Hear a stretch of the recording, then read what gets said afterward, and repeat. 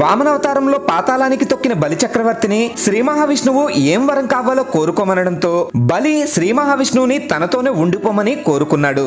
దాంతో లక్ష్మీదేవి పేద మహిళగా రూపం ధరించి బలి చక్రవర్తికి రాఖీ కట్టి శ్రీ మహావిష్ణువుని తనతో పంపించమని కోరుకుంటుంది.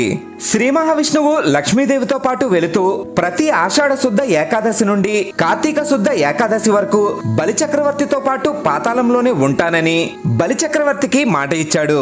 అలా శ్రీ మహావిష్ణువు పాతాళంలో ఉన్న 4 నెలలు గురు పౌర్ణమి నుండి 4 రోజుల పాటు గురుదేవతలు, శ్రావణ మాసం మొత్తం శివుడు లోకాన్ని పాలిస్తే భాద్రపద మాసంలోని 19 రోజులు జగన్నాథుడి రూపంలో శ్రీకృష్ణుడు పరిపాలిస్తాడు.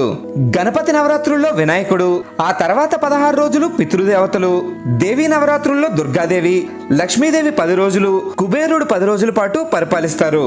ఆ తర్వాత శ్రీ మహావిష్ణువు యోగ నిద్ర నుండి లేచి యథావిధిగా తన కర్తవ్యాన్ని నిర్వహిస్తాడు.